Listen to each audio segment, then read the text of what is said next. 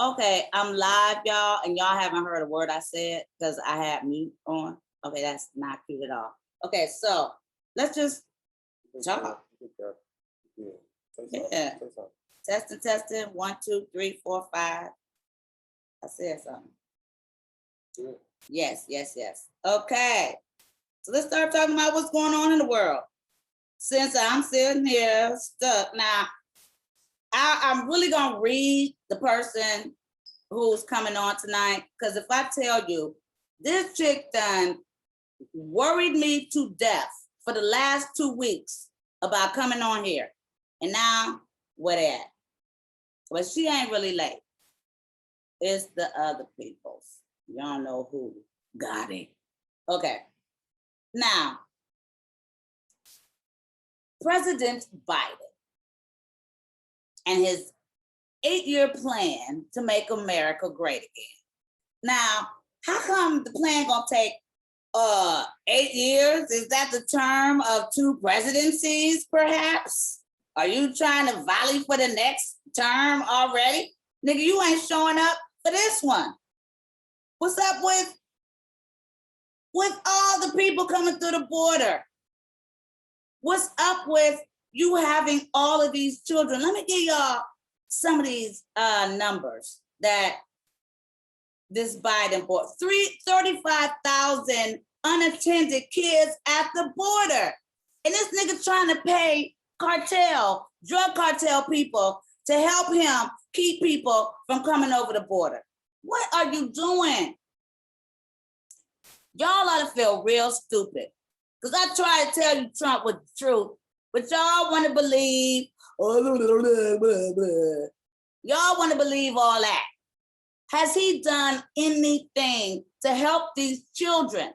They say it's going to be like 3 million people by the end of his term that didn't just come through the border because he can't put the dang on nothing up. He just stopped production, said, just whatever, anything that's Trump's idea.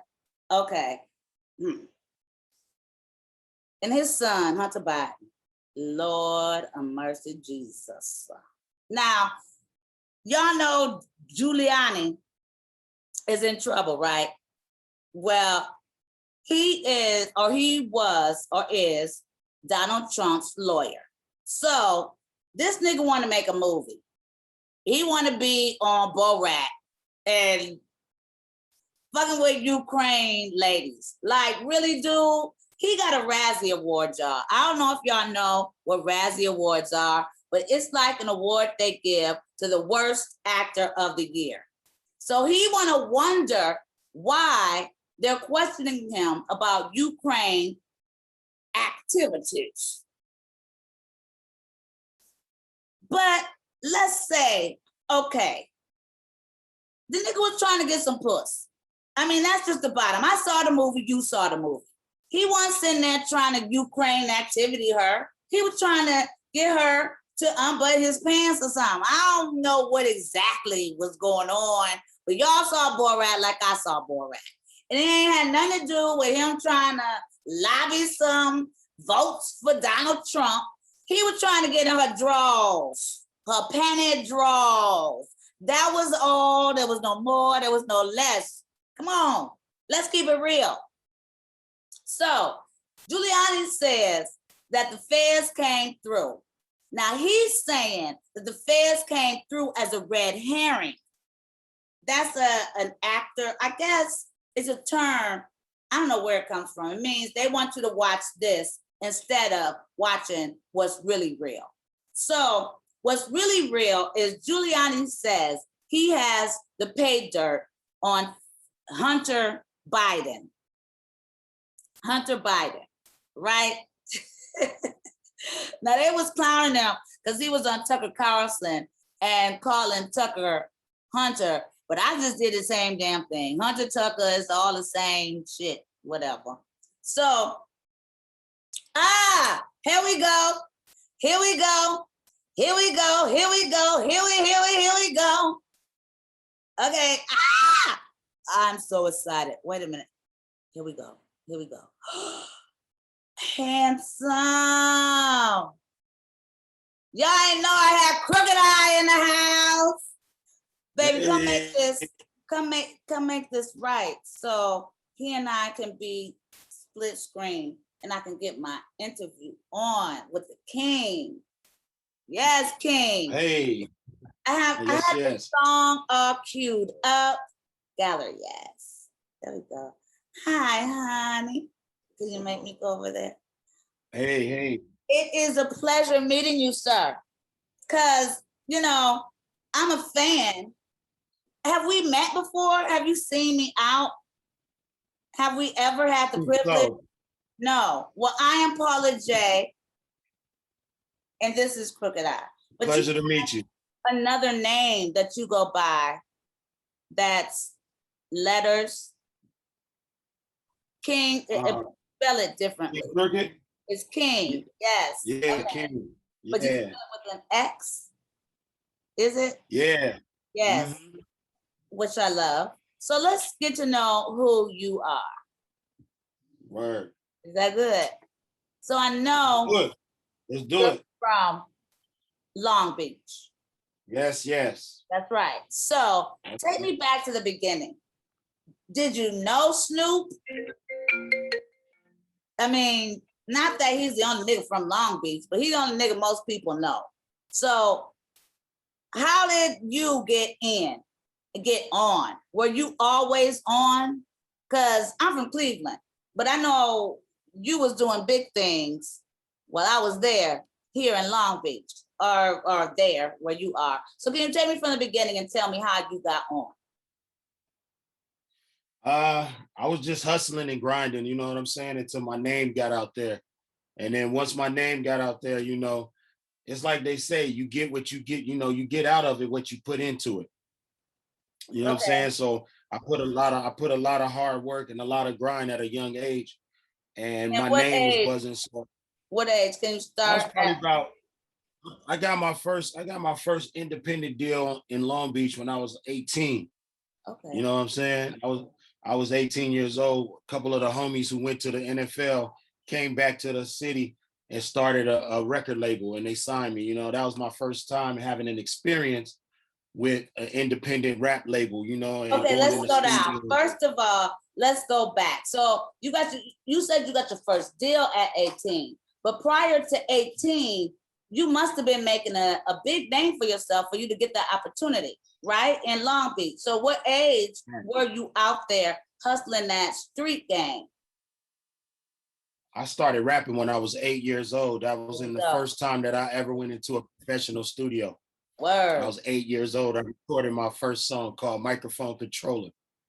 So you're so what from is called 8 years old all the way up. You're a prodigy. You're a prodigy.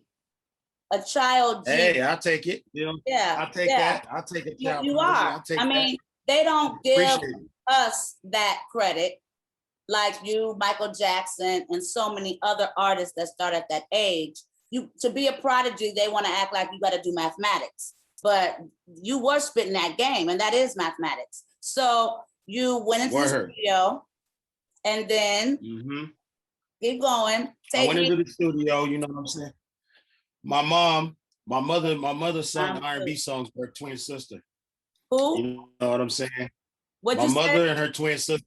Okay. You hear me?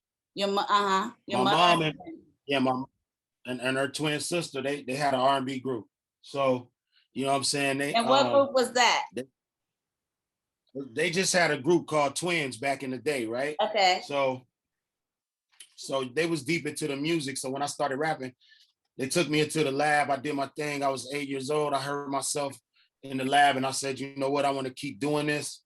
And I always just stayed soaking up all the game in hip hop from Big Daddy Kane, Rakim, Cool G, you know, Boogie Down Production, Ice Cube, NWA, Too Short, everybody.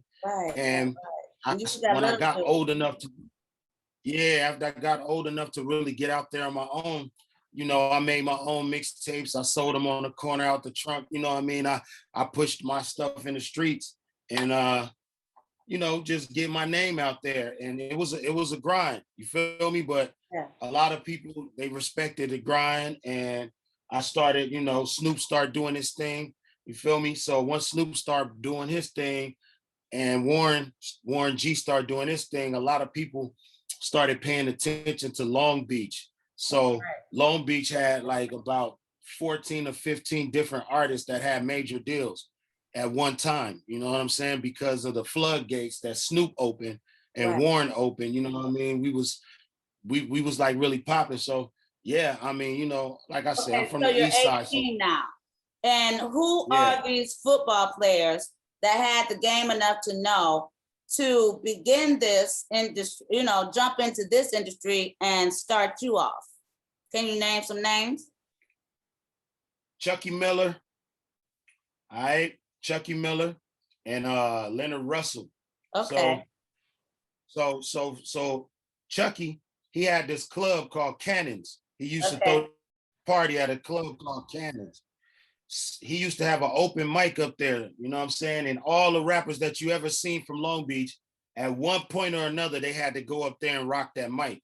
So, you Ooh. know, Snoop, that's what Snoop was. Snoop was up there before he blew up, you know, rocking that mic. So everybody used to go to Chucky's club, you know, Okay. and so he always just loved music. I mean, to this day, he does events and all that. Even though he's out of the NFL and retired, he still throws events in Yeah, the city. You know what I mean? that's So love. he just always loved it, you know. And he put the studio on the East Side.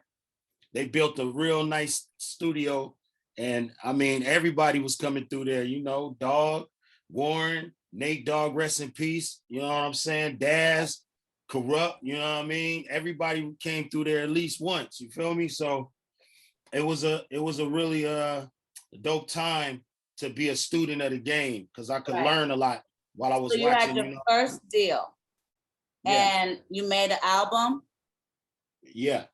that solo album. And how was that experience? And how did it go for you? As a teenager, making a solo album, Right. it gave me discipline. Mm.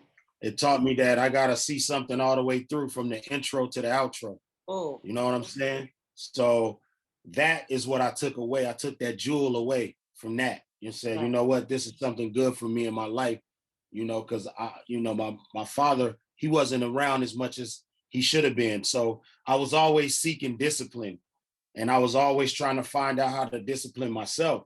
And once I did the album process for the first time, I saw that it's a lot of work. You know what I'm saying? It's a lot of work. You gotta make these songs, record from 12 in the afternoon to midnight. You might be in there to 3 or 4 in the morning, you know, just doing 2 or 3 songs. So it was a lot of work and it was good for me. Mm-hmm. You know what I mean? So And after you I were doing finished the that, I was writing, you had producers, they gathered producers, and you just went in mhm, and did your thing. So, how did yeah. that experience lead to Slaughterhouse? How'd you get down with Well, that? How did that happen? How did you get from solo beast to a group with a bunch of beasts? I mean, that's a long jump because I have Virgin Records and Death Row Ooh, Records in the middle wait. of that. Okay, let's But go there then. So, this first album when you were 18 with the brothers, it came out. yeah, And were you happy with the outcome? How did you get nabbed by Virgin? How did you go from independent brothers trying to do their thing to being scooped up by a major label like Virgin? same thing. You know what I mean? Like Make just it getting happen. down, Yeah. networking. You see So what I'm that was saying? Like all that's what I you. tell. I tell the young people networking. So I had a homie named Big C Style, right? Mm-hmm. And Big C Style is one of the founding members of the Dog Pound. You know what I mean? Oh, One of the God. original members. Okay. You know what I'm saying? And Big Style had Shut up. his hand in the game, trying to manage artists, and he was doing a lot of stuff. So, you know, I went to one of his studio sessions, and he asked me to jump on some songs because he had some people that was interested in a particular compilation that he was recording. So he had some labels interested. So I said, well, how many songs can I get on? And he said, you can get on as many as you want. He said, but we almost done. I said, all right. I told him to pull up a beat. I'll lay a verse. I tell him to pull up another beat. I lay a verse. I told him to pull up another beat. I'll lay a verse. Ooh, I did like 9 or 10 verses that night. And I said, listen, man, you're not going to find people as hungry as me. right, You just ain't going to do it. I'm not going to let nobody outwork me either. So, right. you know, after doing that, some people that was there from Virgin was like, yo, we want to work with that kid. You know what I'm saying? Yes. And that's how I got the Virgin deal. So And it was a big how is blessing. I that took one? Big Al with me. Go ahead. Huh? I'm sorry. And I took Big Al with me. No, my bad. I just, it Right. was like he made the connect. So let's make it happen. You know what I That's mean? right. Together. That's right. Yes, that's what I was saying. You bring them all along because we can't do this. We can't do anything in this world alone. We need each other. So that's mad love. So how did that Virgin deal go for Yes. you? Were you happier at Virgin than you were at the first label? Was there a major difference between the two? An independent label versus a major label? Did you see the differences? And Yes, absolutely. can you tell Absolutely. us what were some of those? There's more work. You have more responsibilities as an independent artist. Okay. You have more responsibilities. You might have to come up with the marketing plan. You might have to have the total vision for after the album comes out, what kind of videos you want to shoot. You might have to be on the administrative side, calling people, Right. having meetings. You're doing a lot of stuff as an independent artist. As an artist on a major label, a lot of people are handling all that for you. Mm-hmm. And And you're are you focused happy on, with that? Like, as someone who was used to doing it all yourself, now there's a whole, I guess, team of people doing what you were used to doing. Is it more efficient? Are you a part of that process? Did it work for you? it has ups and downs, both of them. Um, I like the help because, like you Yeah. said, nobody can do it alone. Yes. So I like that Cool. about the major. Um, but then there's a lot of red tape that comes with majors, and their bottom line might not be your bottom line. Your bottom line might be, I want to make something they can feel. Their bottom line might be, we need to get that money. Right. So Let's they see. might be chasing trends. They might be doing all type of things. So it's all like when I talk to artists and I mentor artists, right? So when I mentor an artist, I ask them, what are you trying to achieve? And then we could figure out what route you need to go. You know what I'm saying? Right. Yeah, if you're trying to have a smash hit on the radio, then you might need to go to a major, or you might at least need to have major distribution and a radio team pushing you. But if you trying to be independent and kill Rap Caviar's playlists off on Spotify and get your numbers up, you know what I mean, just independently, and own your masters and all that, then you need to stay independent. So it all depends. And I don't really think that one side is worse than the other. I feel like if you get your paperwork straight, you always gonna be straight. Just protect yourself. So it's like, Wasn't you there know, like a big debate recently when Drake decided he had the choice to either go independent or stay with the major label? That's something I think that all artists now are considering, especially with the right. streaming services. Is it worth going with the major? Or do you have to be at a certain level for it to make sense? You got to be at a certain level to make sense, if you ask me, because you know what I mean. Like, if you already getting everything that you need to get done by yourself, and you got your own team and you got a strong team, then you might not need a label. That's all good. I mean, That's right. you don't need a label. But if you don't have a big community of your own that you have Right. built up Starting of out, right. followers and fan Right. base, and the majors comes to you and say, hey, we think you're a star, we're gonna give you a deal. I say take the deal, because the deal ain't forever. Just put it in the paperwork to where it's a stepping stone for you. You know what I mean? Just Mhm. just just make sure that they not trying to take all your publishing, make sure they're not trying to get you for 7, 8, 9 albums, you know, just be right, smart about it. Right. So you Yeah. started at Virgin. From Virgin, you went where? Death Row. That's what's okay. So how did that happen? How did you get swooped from Virgin to Death Row? The people from the urban department in Virgin, I heard, allegedly started embezzling money. So Virgin got mad and said, got rid of the whole urban roster except Janet Jackson. They said, everybody who's not Janet Jackson, we about to get rid of that whole department. So they got rid of the whole department. But the cold part was, you know, well, they used to run all of their urban and hip hop rap stuff through a sub label called New Tribe. And that's where they had Loonies when they drop I Got Five on it. That's where they had Janet be just because you're black? Yeah, exactly. So once there was something happening there, they just shut that whole department down.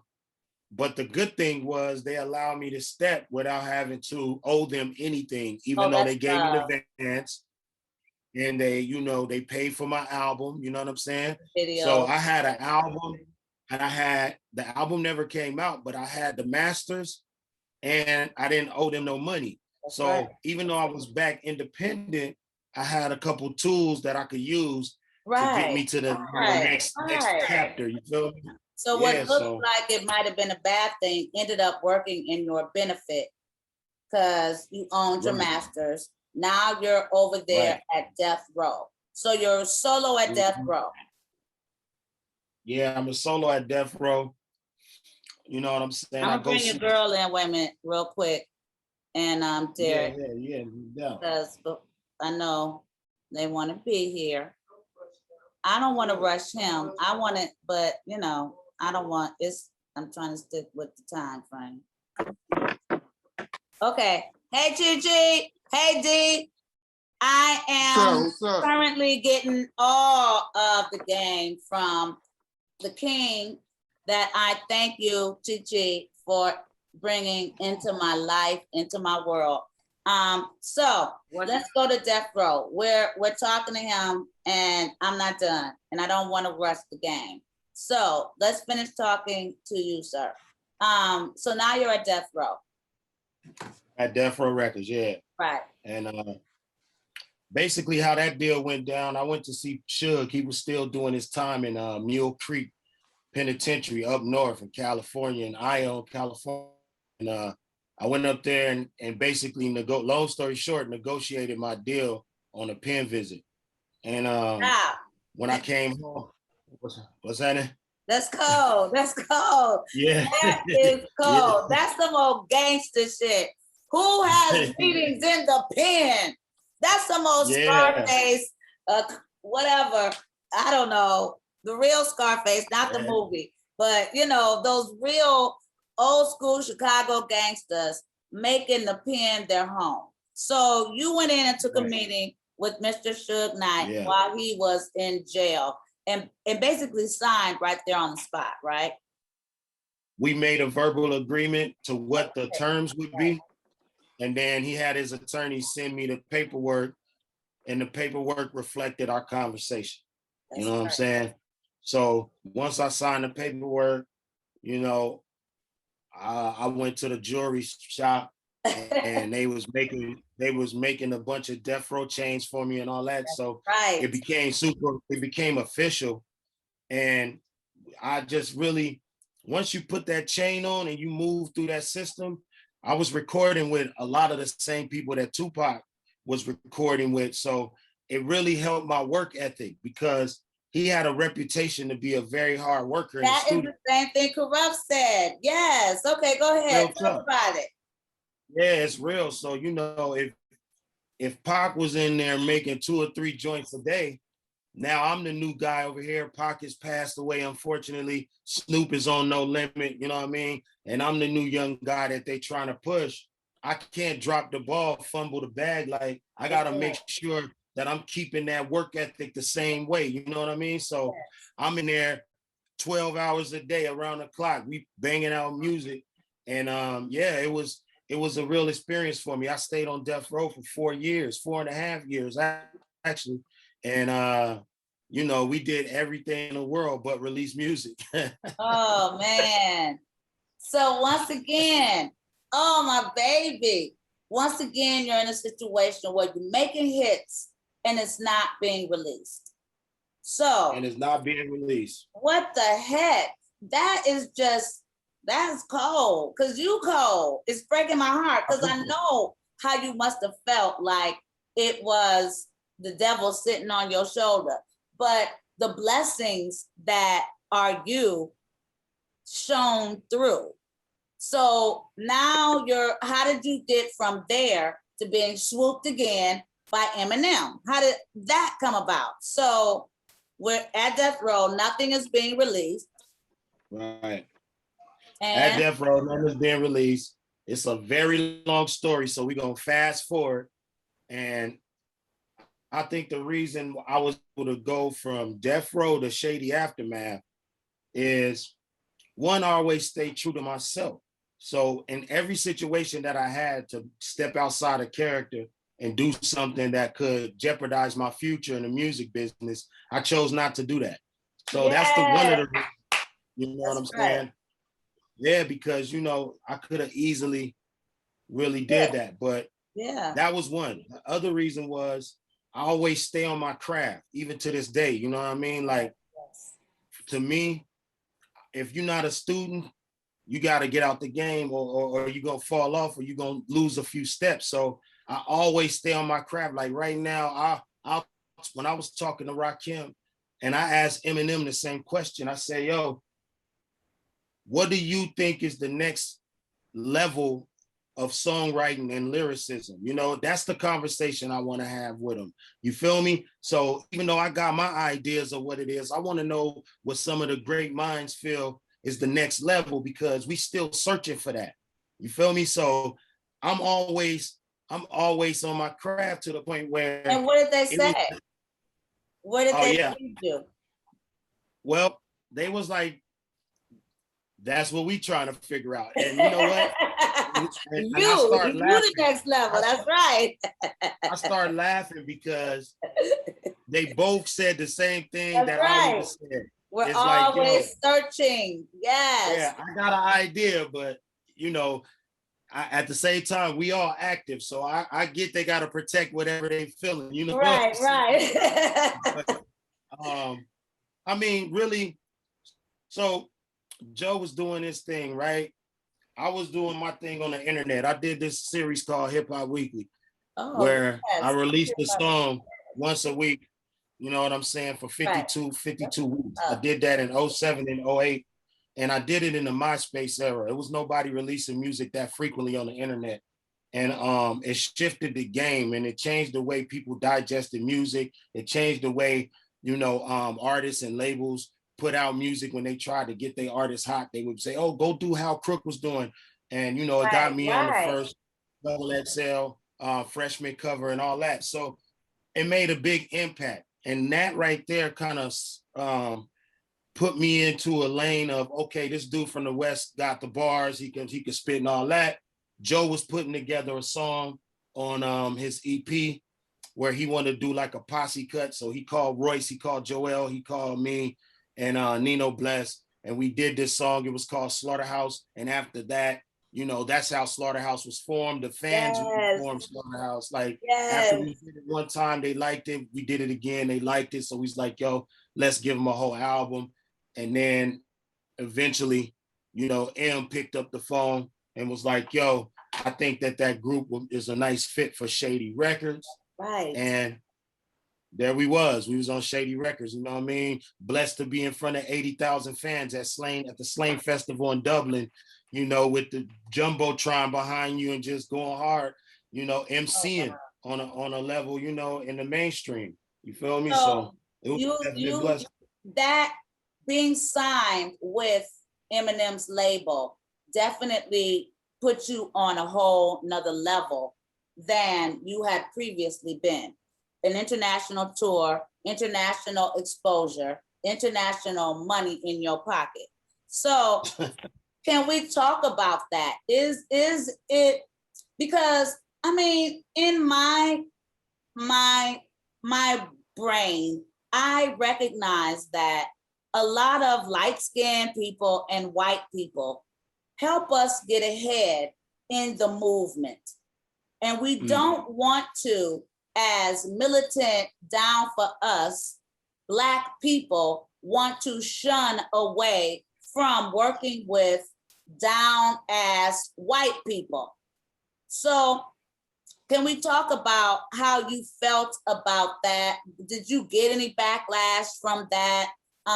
Because from my perspective, if you cold enough to recognize the cold, and we all know Eminem is cold and a phenomenal artist and great at what he does, did you get backlash and how did you respond to it? Because I'm not seeing anything wrong with it, but I'm recognizing that the level of success you received by working with him, you know, you were with Virgin. Virgin, by all intents and purposes, is white, but nothing came out.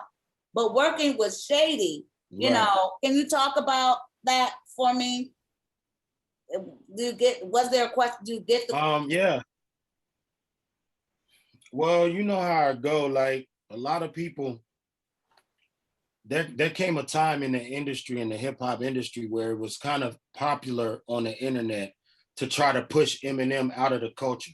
It became popular for people to say he's not part of the culture. Detroit in the house. You know what I'm saying? So on that level, you know, I always stood up. I stood tall, not because, and even after I left Shady Record, you know what I'm saying? I still stood tall for him, and because he's a student like me, he loves the hip hop culture. He got a crazy cassette collection of every hip hop song that ever came out. He's just a hip hop head.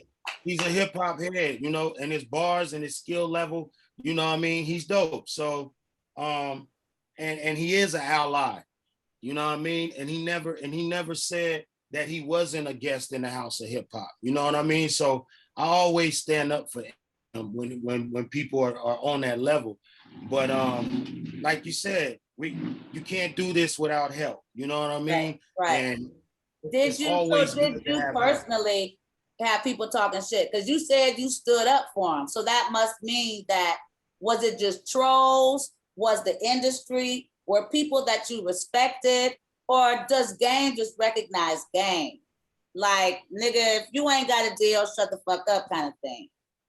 For me, you know what I mean? It's just like, I mean, yeah, I mean, you know, none of my homies tripped on it. Now I'm gonna tell you something crazy. That's right. That's what I wanted. Yes, Long Beach was like in the house, like yeah, they wasn't tripping with it.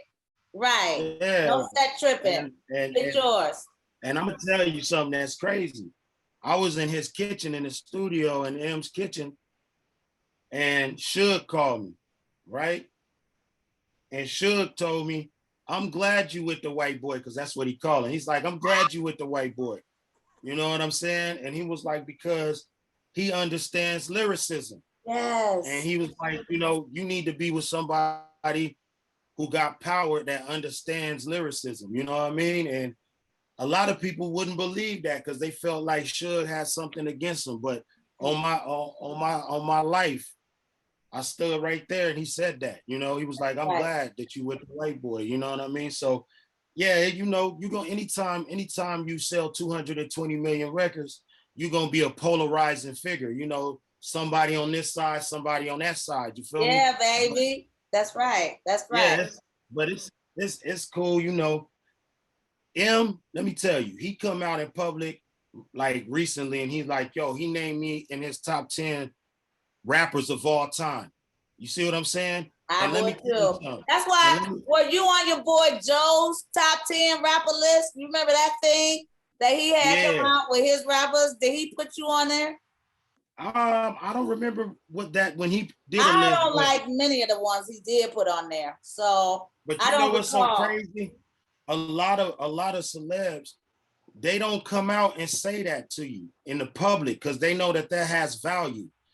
Instead, they text it to you on your phone in private and be like, yo, that verse you did on Russ, album. No, you I cold. can't believe it. That's You crazy, man. cold. That's one of the most fire verses I ever heard. But Right. they're not gonna say it in the public because they know the value that comes with that. You know So what I'm saying? So basically, what you're saying is he considers you a peer. So he's right. not going to say the real when he the first nigga that recognized the real when he got together with you and created basically what you're saying, that Slaughterhouse hit. So clearly you are on his top 10, but he's not going to show you that love. I don't think he had any women in there. I don't know. I don't know. Now I don't know if either. that's I him. don't recall. I don't know if that's him, but I'm saying kudos, props to M for coming out in the public and just giving saying, somebody they props. this is what it is. You know what I mean? You're like, so nice. you know what I So mean? sweet. I would put you in my top 10, especially if I was him, because you made him relevant. Not saying that, I ain't hating, I ain't saying nothing wrong about nobody. I'm just saying you ought to show love where love is, So right. Eminem put you in his top 10. Okay, so you're in Eminem's top 10, which is love. Now, do you still work with Eminem, or is that, because I know right now you're working with Miss Chi Chi down here. Everyone, let's meet Miss Chi Chi. Yeah. Hey, what's going on? Good. And this is their, I'm over here. It's like midnight over here. I know. That's why I can't get Cookie to come, because she be acting like old lady too. So you guys are working together now on a song. You got a song. Hello? Am I delaying? Yeah, a little bit. Okay. Y'all got a song together? Actually, we did a song a couple of years back. Okay. So Cricket, you're in Atlanta now? Nah, I'm on the West Coast, but right. I'm on the West Coast, but I've been knowing this lady here since I was on Death Row. You know what I'm saying? That's right. we got many songs together, you know what I mean? That's right. So Infiniti Chi Chi, how y'all know each other? How do you know the king? Can I just get a little history on y'all's little? I mean, I ain't trying to get in your business. I'm just. Oh, nah, never. It's nothing like that. So I was in New York and I was working with a clothing company called Johnny Girl Handsome, Johnny Girl Clothing and Johnny Handsome Clothing. So I used to manage some of their conventions, and they would go out to Magic City. No, you hear me, Magic City. The Magic Convention. Magic Convention.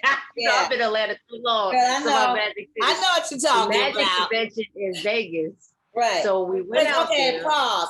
I don't know if y'all know about the Magic Convention in Vegas, but if you're a clothing designer of any type of desire, do they still have it?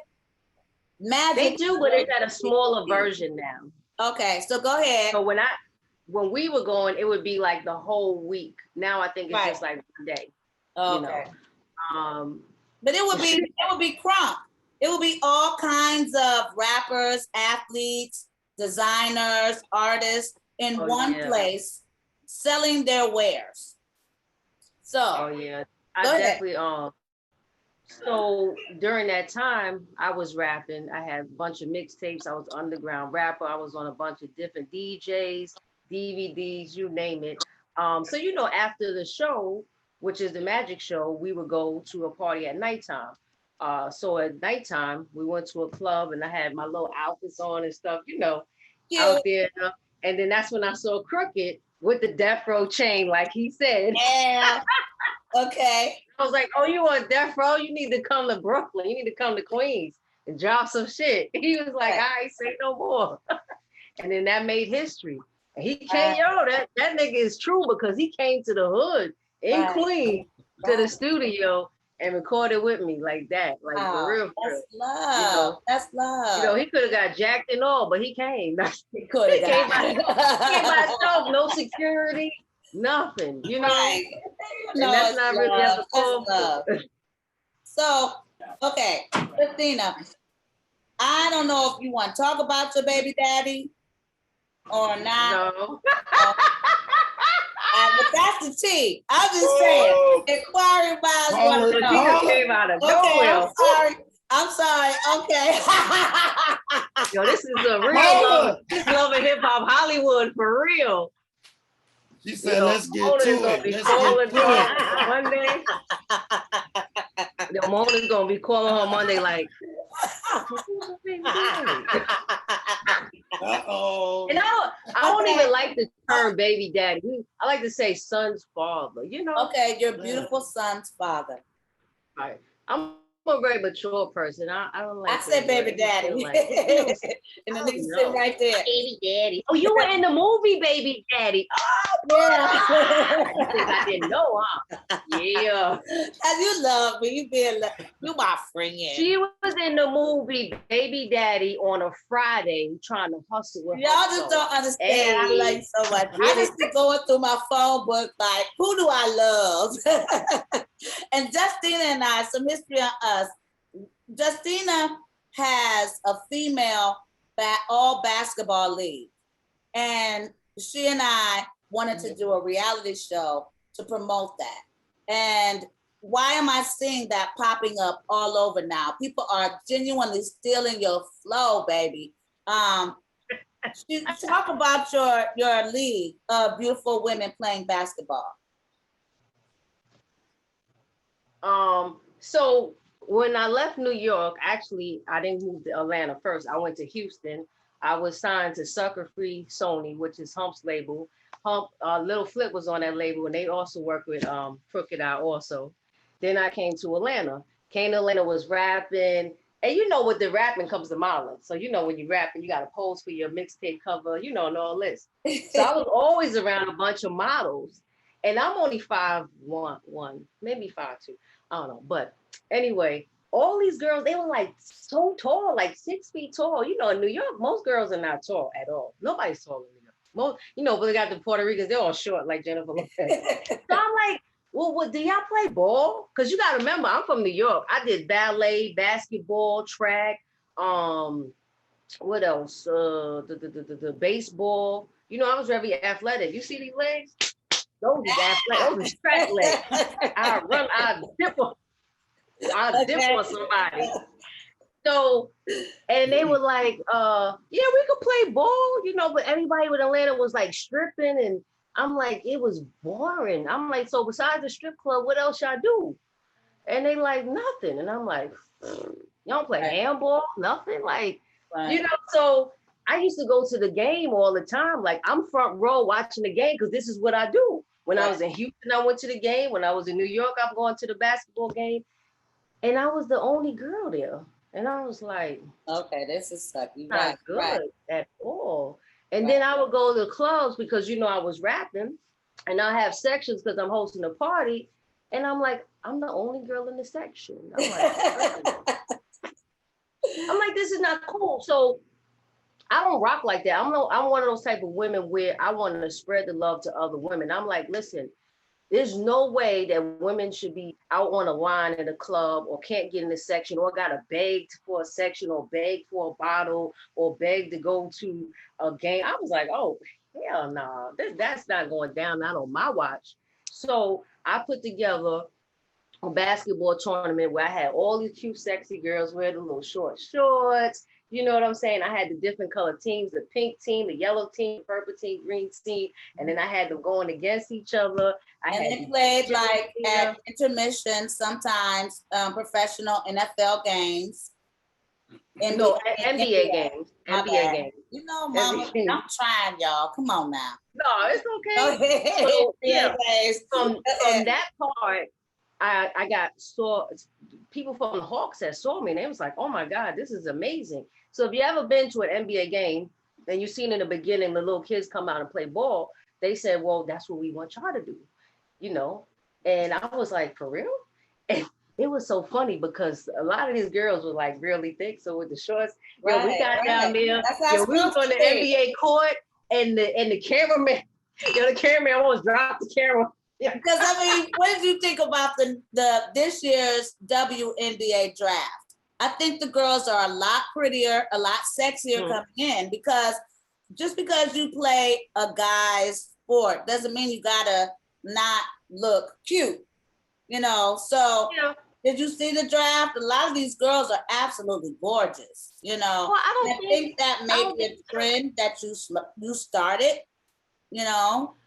No, because I mean, I can't say you can't be born cute, because you can have two parents that may not look appealing and you could still be cute. Everybody pretty, girl. I'm just saying. You can Some try. girl, I had a girl that was a dyke. Let me tell you, she used to have dreads. She was a straight up dyke. Like she was like, That's okay, but you know, if that's what you are, but you could try. I had this one girl, she was a straight up dyke. And she was like, just for you, Justina, I'll wear some spandex, but for anybody else, and she'll come with the short spandex. But she was a straight, she was a straight dude. Right. She was a straight dude. But I mean, but she come switched on now, paper she from gotta me. get naked for her chicks at some point. You know what I mean? You gotta get But sex. yo, they got they got a bootleg team right out. They playing basketball in the thongs. Oh, jeez, that's too much. That's too much. Okay, so much. I keep it on a family note.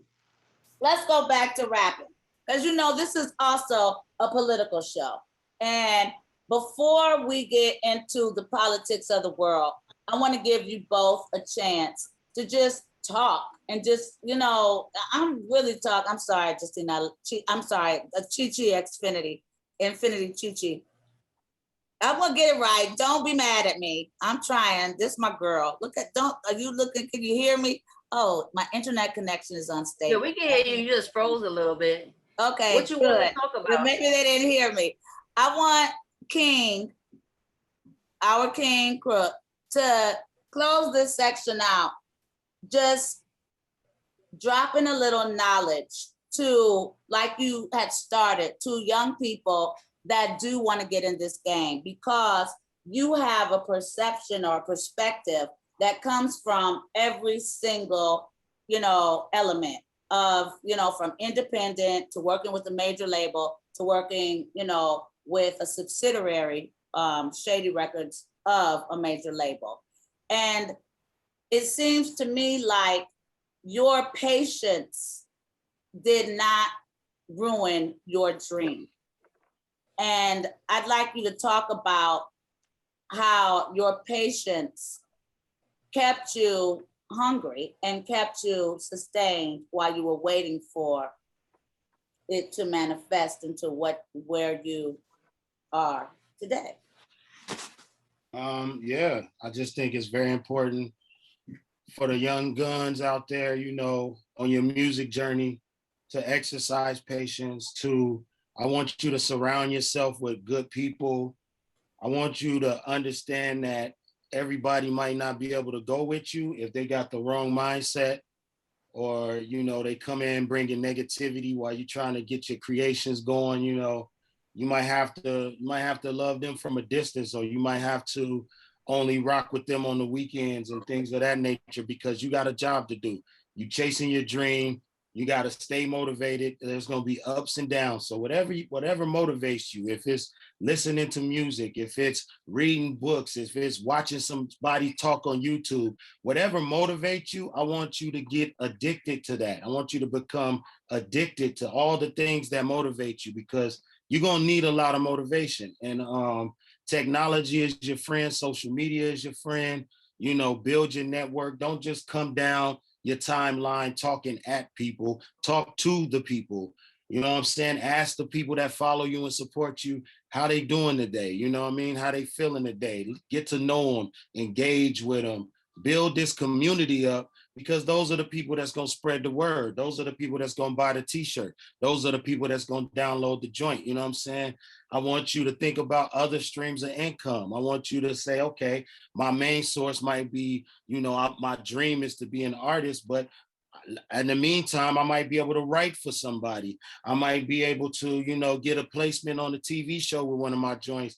I might be able to do, other things. I want you to be comfortable, because the more money streams you can start trying to attach yourself to, the more you can turn down, the BS, because it's a lot of BS that comes in the game. You know what I mean? So I just want all the young guns out there to just understand that it's hard work. But if when you love it, you know, you'll deal with the ups and downs. So my number one thing is fall in love with it first. Fall in love with it. And then after you fall in love with it, you get your hard hat on, tie your boots up, get out there and learn, you know, network with people. We got social media now. You know, you can hit me on Twitter. Anybody that's listening to this and looking at this right now, Give us your Twitter, since you brought it up. Let them know where you are on Twitter. Yeah, social media stuff. I'm at Crooked Entry Ago. Crooked Entry Ago. If you just search Crooked Eye, it's gonna pop up. You know what I mean? Yes. And you know, we talk every single day. I got a community on Twitter called the Rap Connoisseurs, and we talk every single day about music, hip hop, and how to help independent artists. So y'all come over there to the conversation, and you might get you know what I'm saying, pointed in the right direction if you having some questions and some things going on that you're trying to figure out. You know what I'm saying? Okay, because you're leading me into my first political question. Y'all, are you guys aware that the country has been hiding the alien presence from us forever? Like the tapes and all of the hidden documents are coming out in June that basically say they've been lying to us all these years, that there really is life on other planets.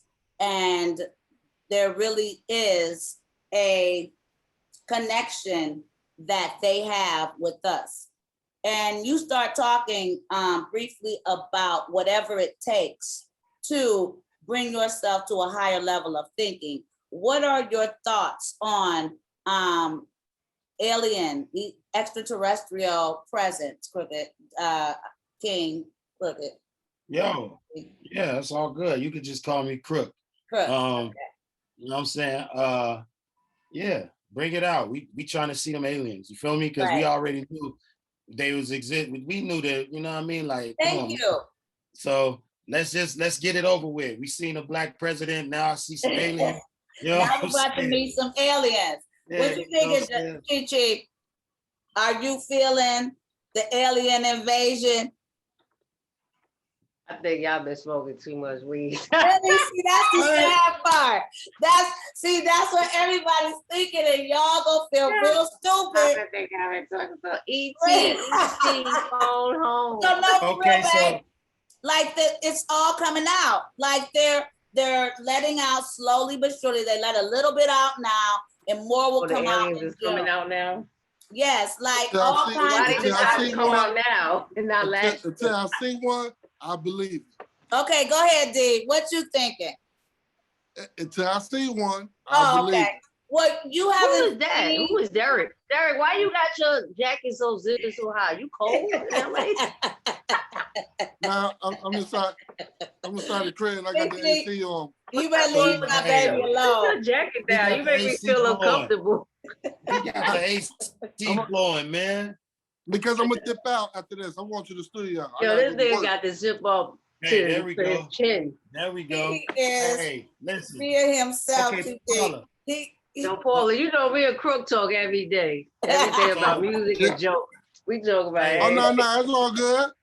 You hear the AC come on right again. What you said, Crook? Yes, sir. I got a question for you. Did you see them when they seen the flying pyramids and they said that it was real?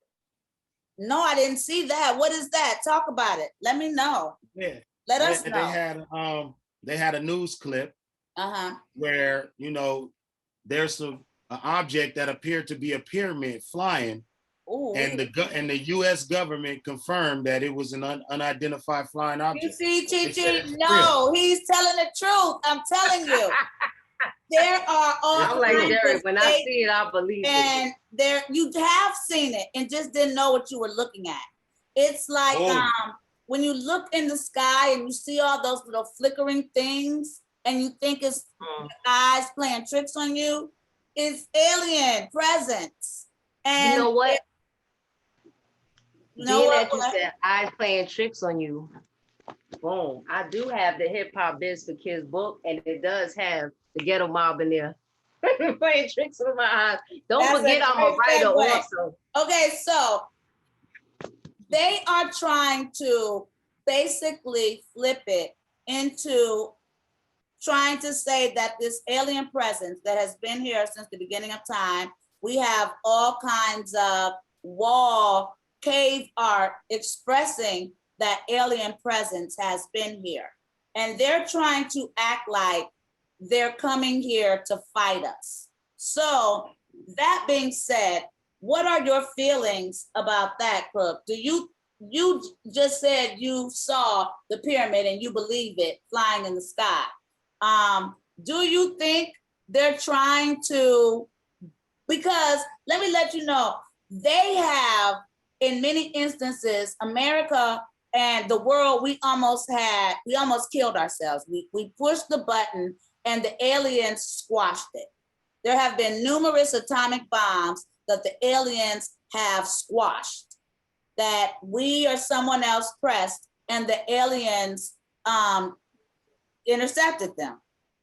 Right. There have been sightings of America thinking that they was gonna blow up alien ships, and then poof, you see them, now you don't.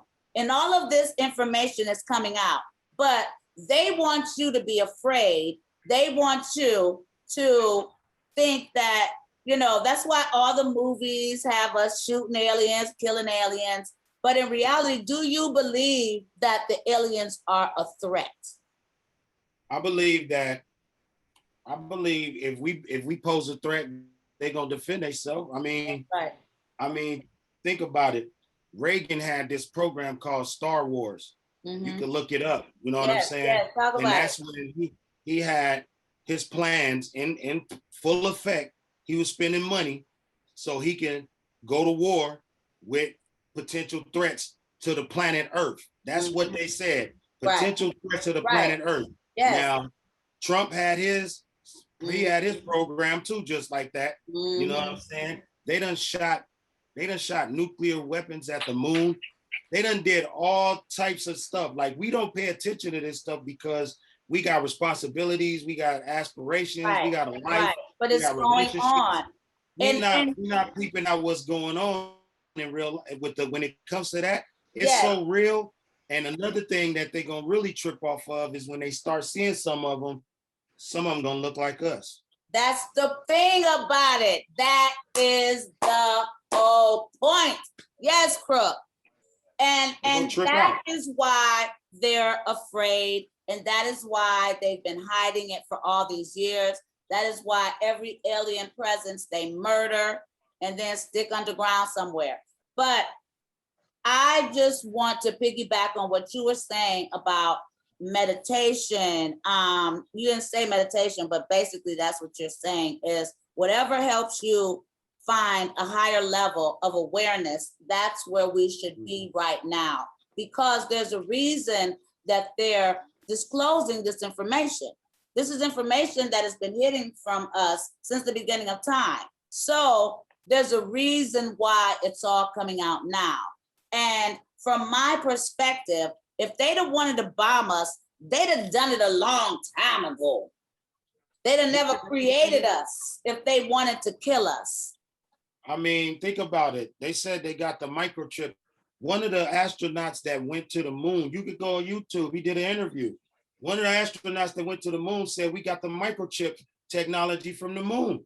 So the whole thing is, we're not paying attention to Thank you. We acting like these people are crazy. But we're stealing their technology. We're killing them and then taking their ships, stealing their technology, because that's the point.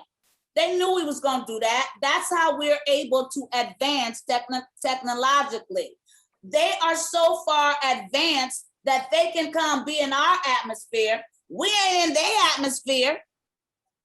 Yeah, exactly. So how can they even think that program Star Wars or Project Star Wars could even remotely be a reality other than they want us to fear ourselves? And that's what I'm thinking as well, Crook, that there are people of melanin or you know, original melanin man that they don't want us to know about or deal with, but for some reason it's about to be on, or else they wouldn't be giving out the information. They said they were tall black. Some of the people who claim to see aliens said they were tall black people. Yes. Like that's like they're gonna really, it's gonna be really trippy when people see. Look, the U.S. Department of Defense, you can look it up. They found an off-world vehicle. They said whatever this vehicle was made out of, these materials don't exist on planet Earth. And that was in the news cycle for about 6 hours. And they took it right out. That's you know right. what I'm saying? So, I mean, you know. They don't want you to know. Come on, and, man. You know, no one wants to talk about it. They keep saying there's this star. They don't want to call it serious. They just want to say it's probably some star. But we all know what that star is and what that planet is all about. And if you don't know, like Cook said, you can look it up. So and I like that you keep going back to the higher vibrations. Yes, because that is one of the things that are being, they're trying to get us to start doing, meditating, getting into the silence of self. You know, they say prayer is when we speak to God. Meditation is when we allow God to speak to us. So it is a necessity that we all, not just so that we stay alive and don't keep killing each other, cops against robbers, against, you know, blacks against white. It's about being able to reach that higher frequency so we can communicate with whatever is about to go down that clearly they're not preparing us properly for. Right, Chi Chi? Yes. Infiniti Chi Chi, right? You're gonna meditate, you're gonna start meditating, you can get headspace. I always meditate. All right, baby. And you reach that higher frequency. Before I go to sleep, you gotta clear your mind. If not, yes. But they say you'd be crazy not to be. Right, exactly. So what do you guys, let's change it up. Let's talk about what's going on, since we did bring up the black and the white. And how do you all feel about the young lady who got murdered by the cop when she was trying to murder the little girl? And then LeBron James kind of poo-pooed on the cop who did it, and then took the tweet down real quick. That is becoming a major point of interest right now, because people are saying LeBron shouldn't have said anything, and now a cop did his own TikTok video shaming LeBron for shaming the cops for killing a girl, a black girl, trying to kill another black girl. And his question was, because I'm white, I'm not supposed to kill a black girl trying to kill a black girl. What are your thoughts? Have any of you been following the story? Yeah. I've definitely been following the story, and I think what the problem is that it's very deeper than that. It's deeper than just. So we got to talk about, why did this girl even have a knife? Why did she even think about stabbing somebody with a knife? Why was she in this type of arguments with these girls? I think Kaya Bryant from Columbus, Ohio, 16. Yep. She was also adopted. Right, she was in the system. Right. Yeah. So I think what the problem is like, everybody that's here in this room right now, we're like kind of in the same age, we're the same age bracket.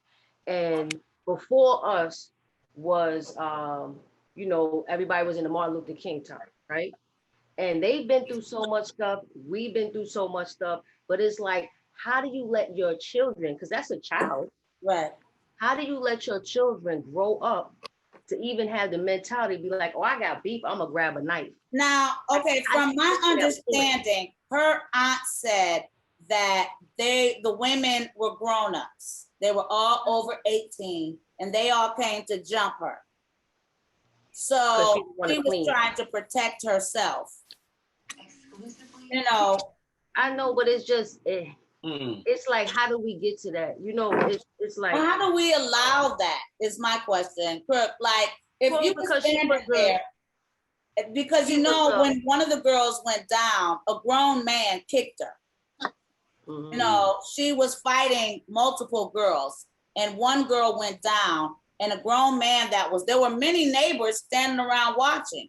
No one stopped it. And nobody stopped it. So, Crook, how do you feel? Because, you know, Chi Chi brought up a great point. Why are we letting our children get to the point where kitchen knives? She must have went in and got a butter knife. But, you know, kitchen knives. Oh, no, that was a real knife. I saw it. She had a real knife. Right. I'm going to be honest with you. When I saw the video, this is not the first time that she grabbed the knife, because you could tell, we all from the streets. You could tell by looking at her, this is not her first go round. You know what I'm saying? And so the cop said that the girl she was about to stab was holding a puppy, which is why he thought that she wasn't able to defend herself with a dog in her hand. I don't know, you know, white folks and dogs, how they are with dogs. So that's why. So you never saw the video? Yeah, I saw it. I didn't see no puppy, but that's what he said. He said he saw a puppy. And so, I don't know. He figured. So they see all kind of stuff. When it's us, them white cops see all kind of stuff. They see, hey, the phone was a gun, you know what I'm saying? Thank you. What? Yeah, but there's never a gun. Like, you know, they took it out real quick where there was a little boy, I don't remember where he was. And he was in Ohio also. Was he? And the cop said he had a gun, and they put it in the universe that the baby had a gun, and there was no gun. So then all of a sudden they found a gun somewhere where he supposedly threw the gun. Come to find out, the gun had been planted. So they all had to retract, and they were all in trouble. So let's go back here. So my question, Crook, was, why are we as adults entertained by children with knives? What was that? I just feel like I feel a little sorrow for the new generation, because they gotta grow up with all this trauma. They seeing all these bodies being murdered on the internet. They seeing all these people, these cops killing people. They seeing people killing each other. You know, when I was young, you had to go watch The Faces of Death. Yes, to see death. Thank you. That type of material, you know, or you had to be in the hood and you just witnessed something. But you didn't, if you witness something in the hood, something traumatizing, you can't rewind like YouTube and go back and look at it again and go back and look at it. It might play in your mind. It's a different trauma. So I just feel sorry for some of the young people growing up who are constantly traumatized by these images of people getting killed. And then in that little girl's instance, I don't know if this cop had enough training, but it seems like, do you know how to wound somebody? Do you know how to not automatically kill and use lethal force? Because I've seen police pulling over white people with weapons, and for some reason, they all end up breathing still. You know what I'm saying? On camera, living. So my whole thing with that is, yes, the environment is toxic. Yes, we have to take accountability for, you know, the environments that we have our children in. We do have to show them a better way. The odds are stacked against them. So they react and live and show and exhibit behaviors that are way different than somebody growing up with a silver platter or a silver spoon, you know what I mean? But we do have to show them that, hey, this ain't the way, you know what I mean? But what I'm saying though, to my main point is, these police officers, I think a lot of them just want to kill. Right. I think a lot of them have conscious and unconscious bias. Yes. You know what I'm saying? Yes. And I feel like they think that every young Black child somehow magically becomes an adult in their eyes. Because she was a big girl. You know, she was. Yeah, so this is an adult attacking. This is a monster. Right. And the other girl was in, and they kept saying the one in pink. Because she was wearing pink, they automatically, and she was thin and more and fairer than the big girl. So the one who was aggressive had to have been the bad guy. But that is, I'm with you. There is no bad guy. We're all God's children. So we all are. What is the answer? Do they? The one lady was using a taser, using a gun, talking about it was a taser. Should we start using fake bullets? I mean, tranquilizer guns. They don't shoot animals to kill. They tranquilize. They should use rubber bullets. Yes. Something. What is the answer? A rubber bullet would have got that girl off of her so fast with that knife. Them things hurt. Mm-hmm. You know what I'm saying? He could have used the taser, tear gas. He could have used his hands. He's a man. That's what I don't get. But I don't think he had enough time in his mind from this. Look, yeah, I mean, but you whatever a man, the case may you gotta be, think like this. That's his career. He has been training since he probably got there when he got out of high school. Because prior to Derek Chauvin, there was this man who used to brag about, being the trainer to the cops to use aggressive actions towards Black people, basically, especially thick Black people that they found intimidating. So now, post Derek Chauvin, they're trying to do a whole overhaul, but I'm like you, Kurupt, their minds have already been distorted. They've already been programmed to fear the Black man. And even though you want to say, why does anyone have to die? And so the cop who did the TikTok video is now on suspension because he came for LeBron James for being concerned that another child had been killed by a white cop, period. The color is not even relevant. It's about the cops killing us. So is there an answer beyond, there are countries that don't even use guns. What can we do to help our people stay alive, period? The cops are killing us. What can we do? I think the main thing is we need to go into their precincts where they work at, right there, and to their houses. That's what we need to do. Right. When you got some, remember back in the days, and you got that main person that used to run the hood. They need to get the whole community together, go to the precinct, and sit down with all the cops, the police, talk to them and be like, look, get to know each other. This is Raheem. This is Dewan. This is such and such. When you see him and he going crazy and he wilding out because he's just a little young boy, don't pull your gun out. You can call one of us. You can get one of us, or we can work it out. We'll figure it out. Because at the same time, you as a cop, you were a boy too, and you did wild things. So how would you feel if somebody killed you or killed your kid? I think that's a phenomenal idea because I see cops riding around just mean mugging. Especially in California. I'm here in NOLA, and this is the first time cops smile, say hello. Black people in general smile and say hello, because I'm in the South.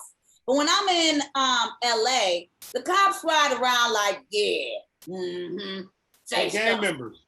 Yeah, I mean? Like for real. They are. And they gang members. LAPD is a gang. Thank you. Straight up. They got tattoos.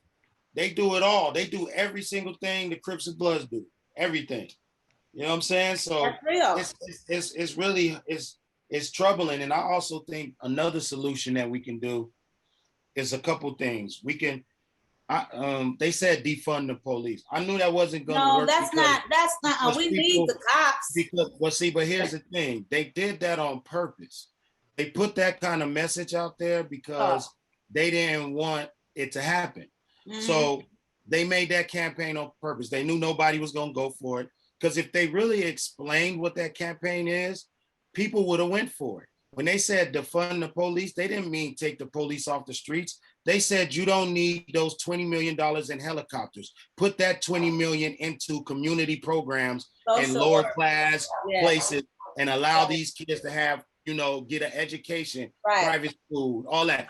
They just wanted to take the funds that they were misusing and shift them to something better. You're absolutely right, because there's a lot of homeless people that are homeless simply because they're mentally disturbed, you know. And if you take that money and put it in social, go ahead, finish that. I agree. You put it in a social. Yes. You go hire social workers, so we don't have to have too many interactions with police. Listen, right. When Black people have 10 interactions with police, one of them might go wrong, 2 might go wrong, 3 might go wrong. You can lower the amount of interactions if it's a domestic case and you send a social worker instead of an officer. Because the social worker understands how to deal with this type of a conflict. Right. But they don't want to do that. And then another thing they can do, hit them in their pockets. Listen, you get caught out here abusing unarmed, innocent, anybody, but just for the sake right now, for the Black community, your pension is in trouble. Yeah. We gonna take that pension. You know what I'm saying? So you better make sure that everything you doing is by the book. Right. Or else you're gonna be able to retire and get that bread. You know what I'm saying? So the new thing is they're trying not to allow these body cams to be released anymore, because we catching it all in action, in the moment, in the real. What are you feeling about that? Like, they're shutting down us being able to see the truth. And the transparency is what is needed for us to be able to change what's going on. Well, I will tell you this, Paula, I was a victim of police brutality, actually a sheriff last summer. So what happened? I rented the house I'm in. I rented it to a white couple, a white couple, and it's a duplex, so it has 2 levels. And I went in the man wanted to do some handiwork. Long story short, he stole some stuff. I called the police. The police said they're coming. So I left because I went to get some people, and I called the police, some witnesses of the stuff that he stole. When I came back, the police was there, and the sheriff was there. I'm from New York. I don't really even know what the reason of a sheriff is until now. I know what a sheriff does, and it was a Sunday. So the sheriff was young, and the police were young, and I'm gonna tell you why they were young when I get to the bottom of this.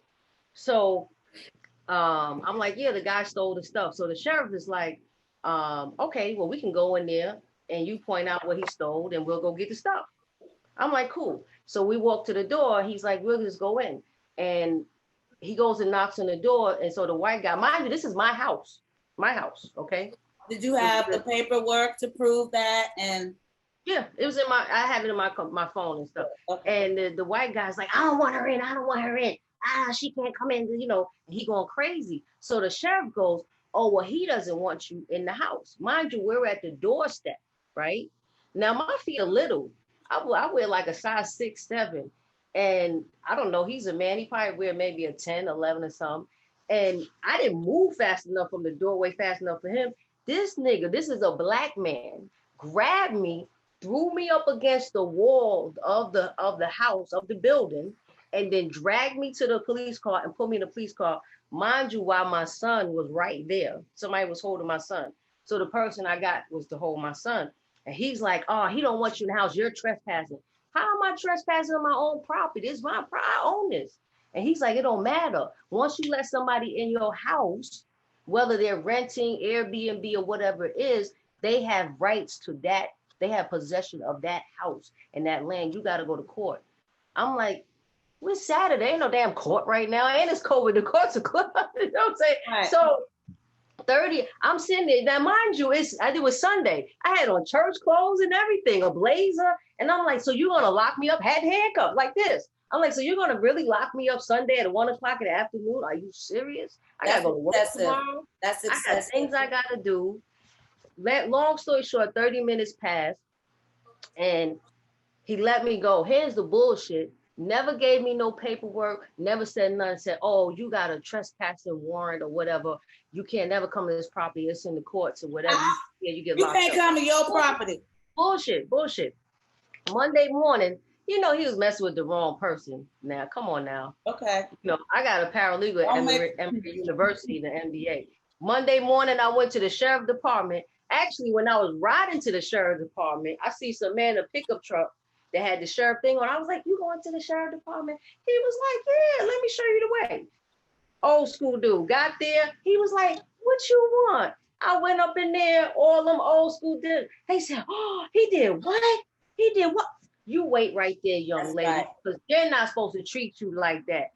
Let me tell you something. I'm pretty sure he got suspended. Right. And then on top of that, I went down to the chief of police department, made a point with him and sat down with him. And I told him, I said, listen, I moved here. I'm paying the taxes here. I'm paying the mortgage here. I'm paying all your water, electricity that y'all sending me.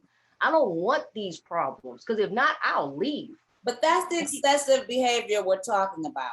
In some communities, like the young boy who ended up getting shot instead of tased, it's not necessary. If you're driving a nice car, you're in a nice community, you're dressed nicely, you don't have to use excessive force. No. Well, we normalize things.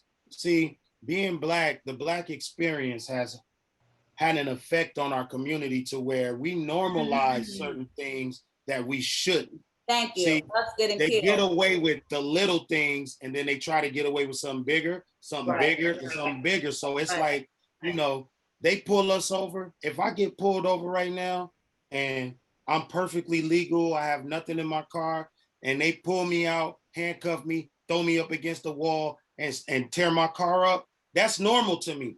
That's been happening my whole life.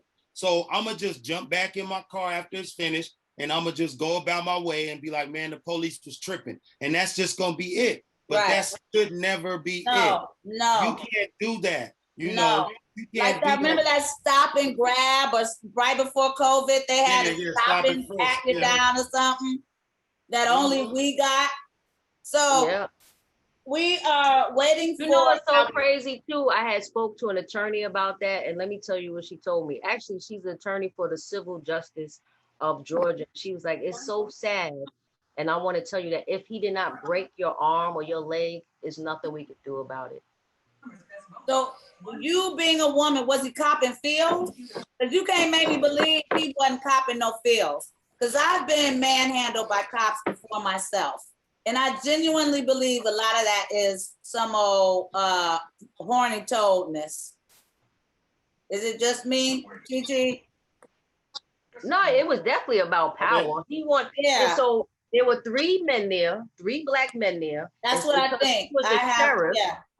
Because he was the sheriff, he wanted to show that he had all this power. Right. That he could grab this yellow girl and throw her against the wall, because that was the only time he was going to touch this skin.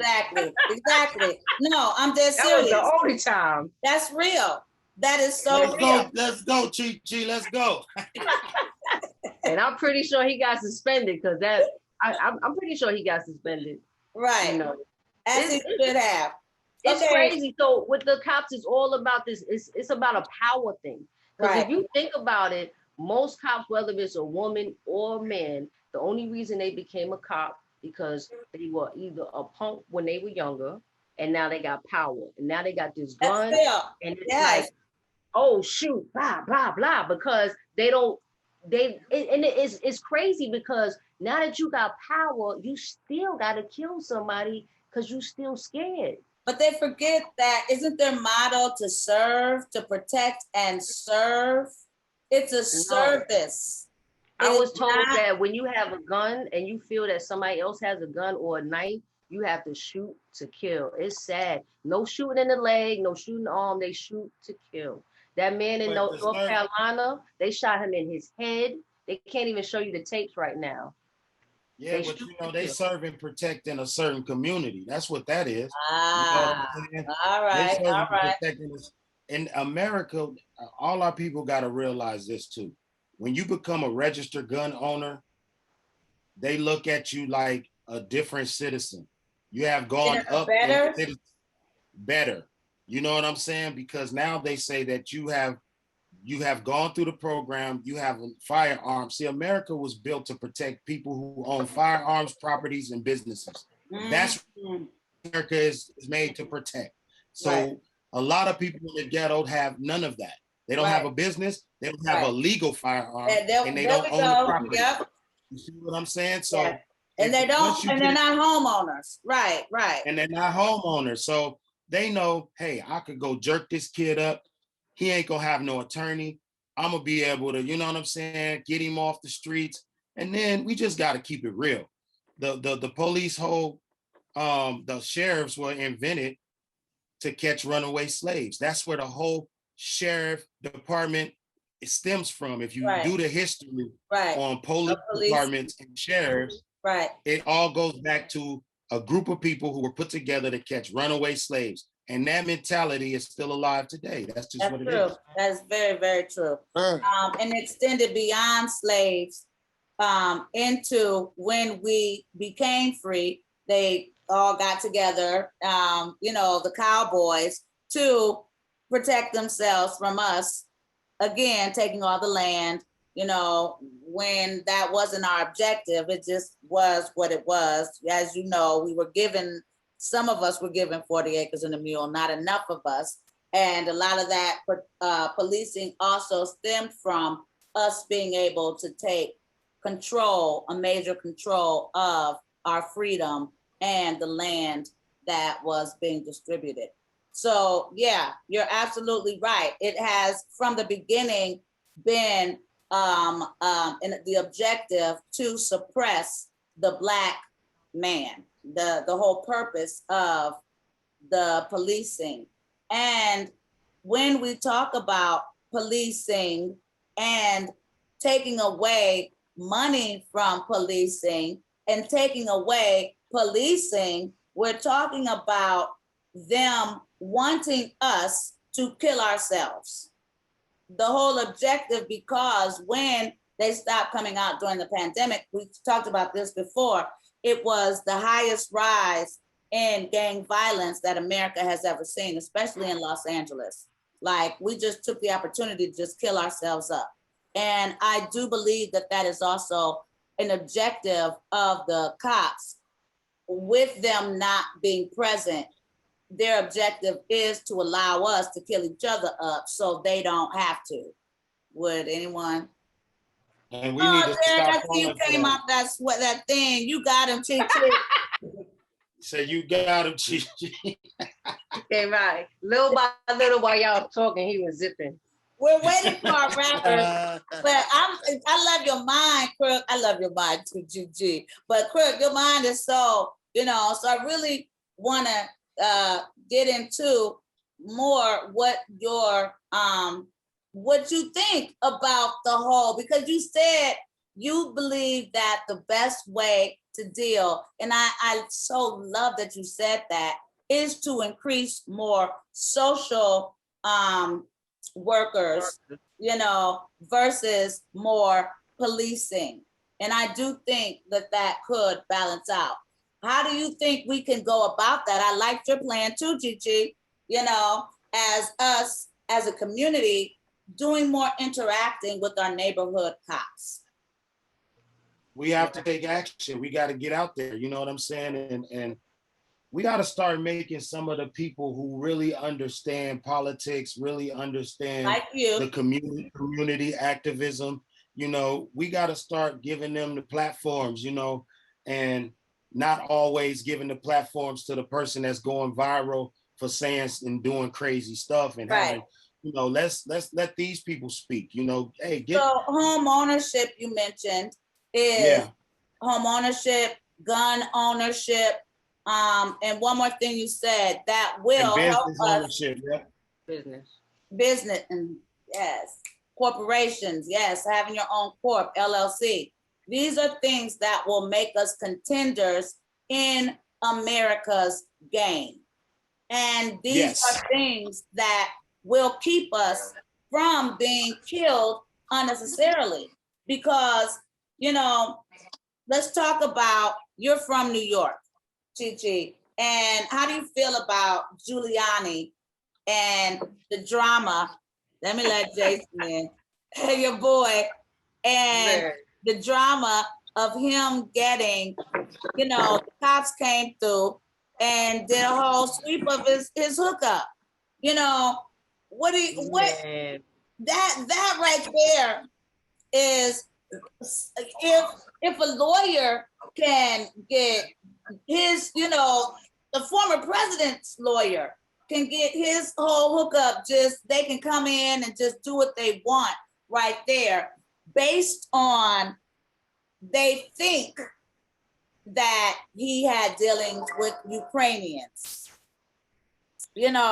Where are we? Because that kills our whole mindset that it's about us not having those powers. But in this situation, if someone like Giuliani can get got, where do the rest of us stand? Like, are you up on your former mayor? Oh, nah, I've been watching the CNN every day, and it's crazy because the lawyer you talked about, he was like, yeah, I could have snitched on everybody, but I did my time. Right. I did my time. But he was like, Giuliani, he was like, he's definitely going to snitch. Trump is going to go to jail.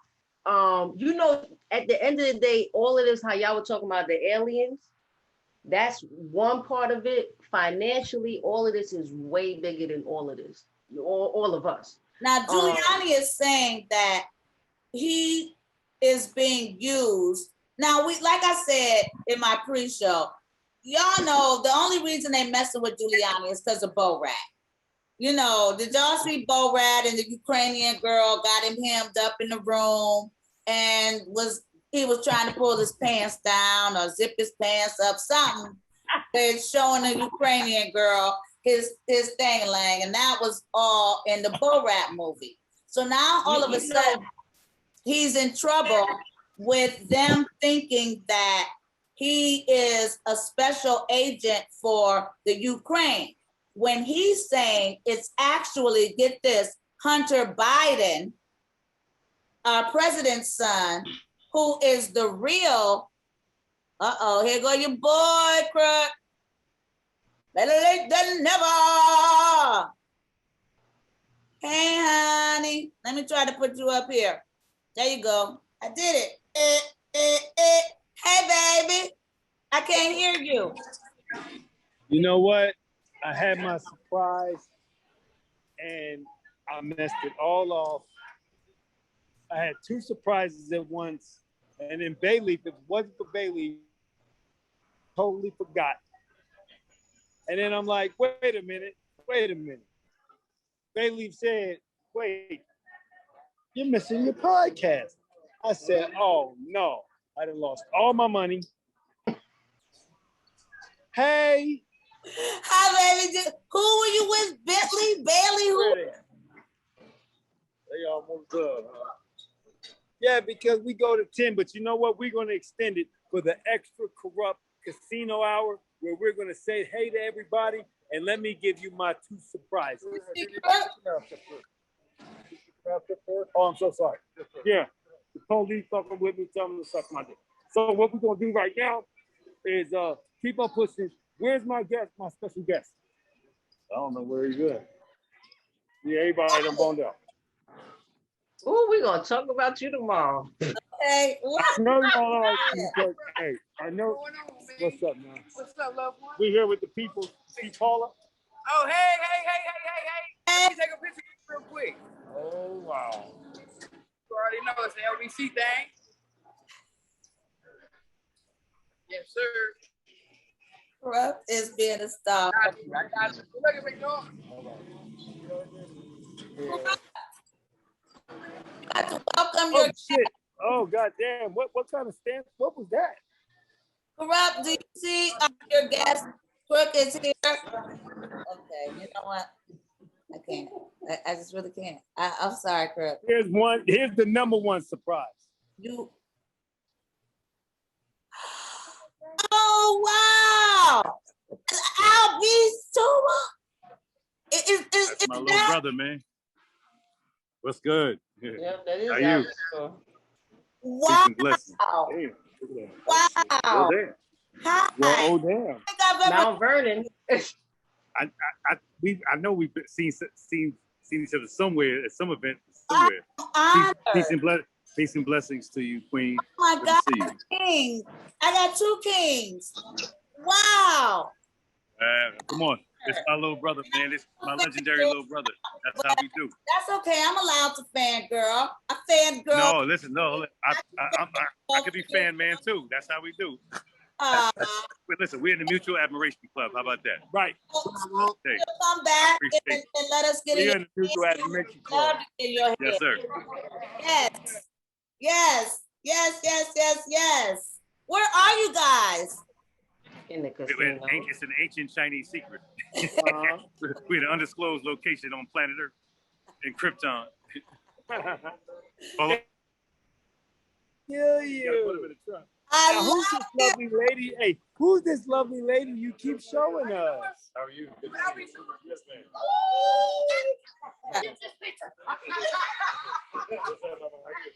ma'am. Okay, let me let.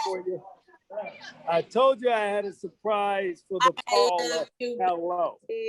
That was a great surprise. If y'all are bugging, like I'm bugging. Daz Dillinger. Daz. What up? What up, boy? Dad, get your hot ass over there. Daz want to see Paula.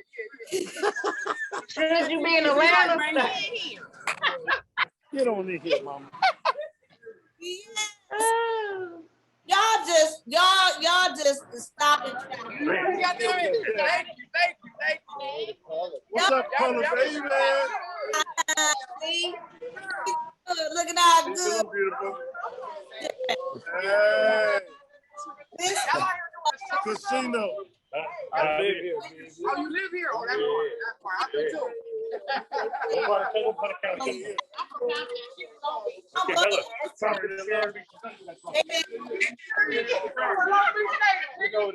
Say that again, Paula. Well, I'm gonna be here with Daz. We might need to do because I'm gonna have Daz and I'm gonna have Big Bro. I'm gonna have Al B.Sure till Thursday.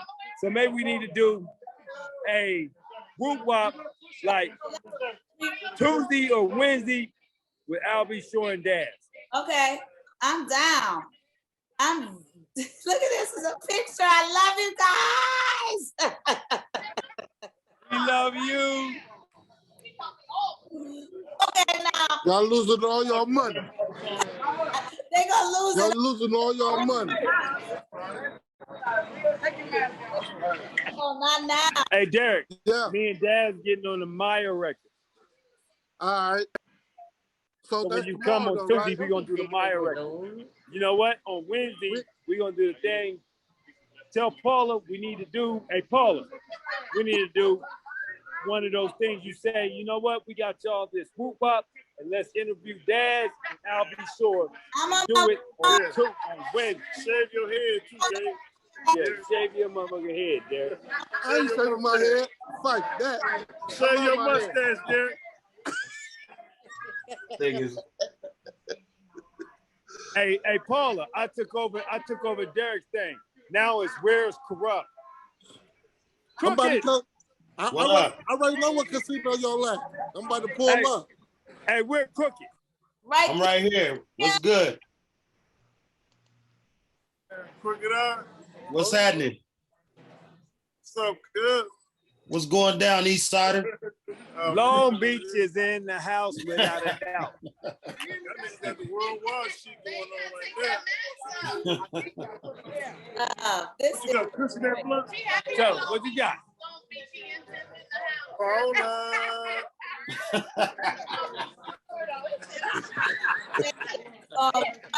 Oh, snap. Hey, we're Crooked Eye. I'm right here. What's good with it? Right this your family right here, Crooked. Who that? Al B. I'll be sure. Night and day. What up, King? What up, King? What's up with you? What's up, legend? Oh, come on. You already know. Peace and blessings, King. Everything good? Everything is good, man. Peace and blessings. My brother, y'all break the bank down there. Listen, we gotta give the family the flowers while you're here, man, because all of our friends been checking out, man. So we got to make sure show you love all day. So we appreciate you. Thank you, man. Appreciate it. And Salute. it's right back at you. Right back Hey, at you know what? I'm gonna tell you like this. In the immortal words of B.Sure, we can't call it even with your phone. You understand me? Oh yeah. We live and direct. Paula Jai Kurupt, the forum. We go everywhere, baby. We everywhere. Paula, I told you I had a surprise. Oh, honey, that's so sweet. Look at my honey. Okay, we got a battle, y'all. We got a battle. Let's go. That needs to be redone. Now that I'm back on, I'm finna go out where we can hear this shit, and I'm gonna mute my whoop wop because I had to do it from the cell phone because I'm on location. I'm on location like Derek. You missed it. Derek had the. You missed it. Derek had the double goose on, zip it up. I knew you was gonna try to rip on me. I knew it was coming. I knew it was coming. You know what I mean? I she can't let it go. So Derek made a new beat. This is the section, Kurupt and Chi Chi, what we call Battle for the Beat. And we bring in hungry rappers that want to shine and battle for the beat. So Derek brought in a beat last week. They got on, and I don't think either one of them wanted to be mean to each other because we're all friends here. And I shouldn't have brought my two faves on at the same time because I'm like, oh, but no. So, Don't forget my gift also. Oh, your gift. I don't think you wanted to air on this venue because it might not sound as good as it should. And okay. I heard it on its own, and I don't want it to sound crazy. So I'm just gonna post it and or you said it was for, you wouldn't let me listen to it. It was for me and Kurupt. Are we in it? Did you say something about us in it? Or can you did? You made a rap about us. I don't know. I want to hear it because now it's the rematch. I gave them both the game, so let's see how much they improve. Okay, well, let's do this first. Forrest, can you help me get the guys, Emo, Jason? Introduce yourselves real quick. Emo, you go first this time since Jason went first last time. And okay. Tell us a little something about who you are and how long you've been in the game. Yo, what's good, y'all? My name is Emoe Da Great, man. Shout out to y'all. We on forum. I appreciate the opportunity. Shout out to Paula Kurupt. My boy Crooked out in the building, man. Shout out to everybody, man. My name is Emoe Da Great. I'm from South Carolina. I've been doing music for a long time. I used to be in an R&B group. I used to sing, so you know what I'm saying, and choreograph. So now I'm so I done growed up a little bit, so I do my rapping and I'm a content creator on Facebook. You feel what I'm saying? Okay, Jay, can you tell us a little something about yourself? My name is Jason the Hater, and I'm here and I like to rap. Wait, hold on. Stop, Jason. Jason always got that mic. I love it. He always got the mic. He's ready. I love it. Finish telling him about yourself, Jason, man. He keeps that mic. Go ahead, Jason. Well, in actuality, I like to rap, but the truth is I'm horrible. And unfortunately for you, you're going to listen and you're going to hate it. Jason, you are a comedian. I don't know why you call yourself a rapper and not a comedian, but because that's the reverse psychology. He say I'm gonna hate it, and he's not good. That means that he must be the shit. I'm dying to hear what he got now. Get him, Jason. Fuck that. All right. I'm with you. God damn it. So we're gonna do it like this, y'all. Emo, you go first. Jason, then you. Then Emo, you go, and then Jason, you wrap it out. So you, then you. So y'all want to do verse. Is that cool? Or do y'all just first? The beat not really long. It's like 1 minute and 22 seconds. I was just gonna play it over and over. So Okay. Yeah. Sure. you got more than one verse, Jason? Can you do 2 verses? I'm pretty lazy. It just depends on how I feel after. All right. So, Emo, here we go. All right. Yeah. I can't hear it. Hey, Oh, you can't hear it. You gotta let him play it. Hear it. I think I should play it. You gotta let him play it from his end. All right. All right, here we go. Y'all ready? Mm-hmm. Can y'all hear that? Okay. Yeah.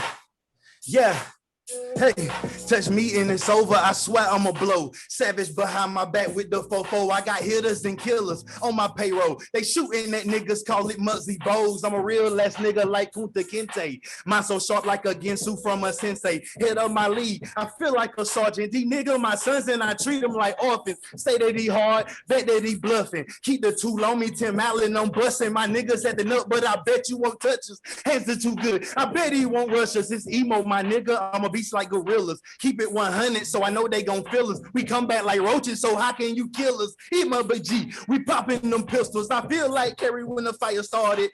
Left hand Harden, right hand Jordan. I'm not from here, man, I'm like a Martian. I'm shitting on these niggas with a tissue parting. These rappers out here selling their soul for a deal. I'd rather be independent, my first deal, yeah. My niggas too real, we do it for the thrill. We come where you live, fuck around and get killed. My niggas at the nut, but I bet you won't touch us. Hey, I bet you won't touch us. Hey, I bet you won't touch us. My niggas at their nut, and my niggas at their nut, man. My niggas at their nut, but I bet you won't touch us. Hey, I bet you won't touch us. Hey, I bet you won't touch us. Yeah, I bet you won't touch us. All right, everybody. That was Emoe Da Great. Word. You filled the whole track, so I don't think we need to do 2 of you because that was great. Okay. So let's go to Jay. You want to play? The hater. This is gonna be atrocious. Okay. Can you hear the beat? Turn it up. Can you hear that? Can you Yeah. hear that? It's a Yeah. beat. Bring that beat back. Y'all can hear that, right? Yeah.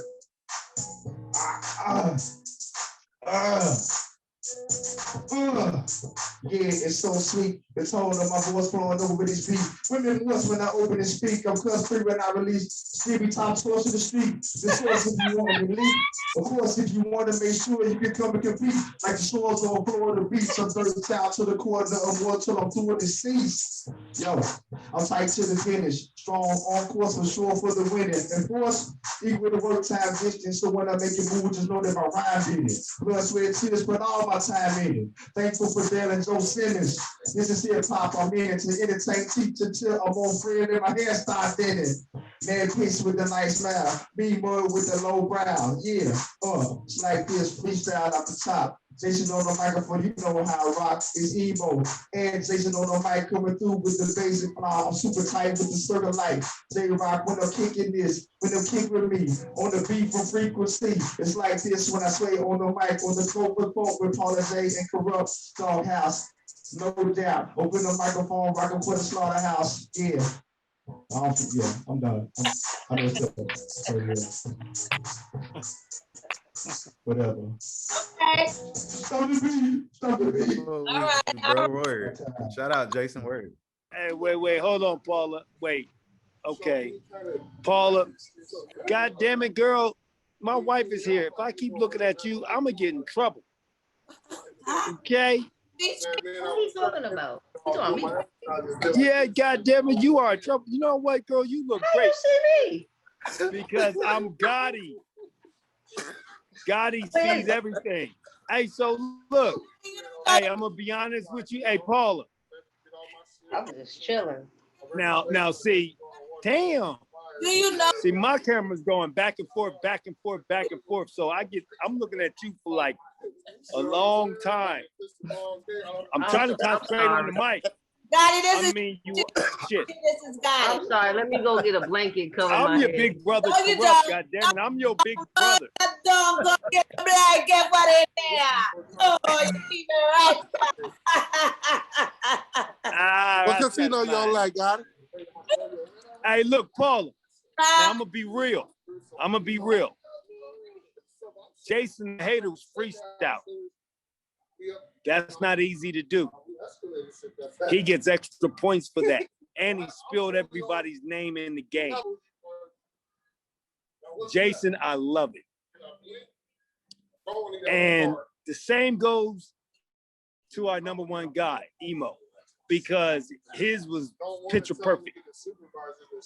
Yeah. Now, see, this is where you get the Emoe, Jason the Hater part 3, because on this one, they both get the wham wham on this one. I'm sorry, because you was picture perfect, Emoe. Thank But you, when bro. Cuz started freestyling and clapping the game with that raw Yeah. rap, I oh fucks man, with he that too, did that. yeah. He did, and your beat was up so high, we loved it, and you rocked to it. But then Cuz beat was so low, and he just freestyled and had a good. Oh my Right. God, Paula, Yeah. you got to be the decision maker on this one. No, Crook, let's get King Crook's opinion. Crook, can you give our young brother some of your knowledge as well? Crooked, give him the game. Yeah, Crooked, you're right. Nah, I agree with Gotti, you know what I'm saying? I give the first one points, you know, Emoe points, because he had the energy and he didn't stumble, he didn't mess up, he did it, you know what I mean? And he made it happen.